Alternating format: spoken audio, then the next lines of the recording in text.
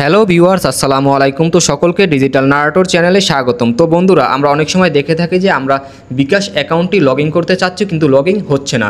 তো এই log in না হওয়ার পেছনে অনেকগুলো কারণ থাকতে পারে এবং আজকে আমরা এই ভিডিওর মাধ্যমে আপনাদেরকে সেই কারণগুলোই জানিয়ে দেব এবং লগ ইন কীভাবে করবেন সেই সমস্যার সমাধানও দেখিয়ে দেব। তো বন্ধুরা, এই সমস্যাটা সাধারণত দুইটি কারণে হয়ে থাকে। যেমন এক নম্বরে হলো আপনি যেই সিম নাম্বার দিয়ে আপনার অ্যাকাউন্টটি খুলেছেন সেই সিমটি অবশ্যই আপনার ফোনে থাকতে হবে, তা না হলে আপনি আপনার অ্যাকাউন্টটি লগ ইন করতে পারবেন না। আর দুই নম্বরে হলো যেমন আপনি আপনার সিমও আপনার ফোনে আছে এবং নাম্বারও ঠিক আছে, কিন্তু আপনি পিন নাম্বারটি অ্যাকাউন্টের ভুল দিয়েছেন, তাহলেও আপনি আপনার অ্যাকাউন্টটি লগ ইন করতে পারবেন না। তো আপনারা এখন বলতে পারেন যে আপনাদের সিমও আপনার ফোনে আছে এবং নাম্বারও ঠিক আছে এবং পিন নাম্বারও ঠিক আছে, তারপরও আপনাদের বিকাশ অ্যাকাউন্টটি লগ ইন হচ্ছে না।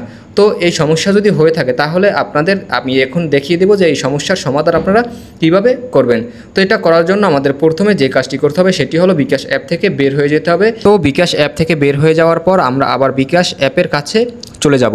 তো বন্ধুরা, বিকাশ অ্যাপের কাছে চলে যাওয়ার পর আমরা বিকাশ অ্যাপটি 1 থেকে 2 সেকেন্ড ট্যাপ করে ধরে রাখবো, তারপর অ্যাপ ইনফো একটি অপশন চলে আসবে। তো আমরা আবার এই অ্যাপ ইনফো যে অপশনটি রয়েছে ওখানে ক্লিক করব। তো ওখানে ক্লিক করার পর আমাদের সামনে এরকম ইন্টারফেস চলে আসবে। তো এখানে আসার পর আমরা স্টোরেজ অ্যান্ড চেস একটি অপশন দেখতে পারবো, তো আমরা ওখানে আবার ক্লিক করব। তো ওখানে ক্লিক করার পর আমাদের সামনে এরকম ইন্টারফেস চলে আসবে। তো এখানে আসার পর আমরা ক্লিয়ার স্টোরেজ একটি অপশন দেখতে পারবো, তো আমরা ওখানে ক্লিক করব। তো ওখানে ক্লিক করার পর আমরা ওকে অপশনে ক্লিক করব। তো ওকে অপশনে ক্লিক করার পর ক্লিয়ার স্টোরেজ ক্লিয়ার হয়ে যাবে। তো আমরা আবার এখান থেকে বের হয়ে যাব।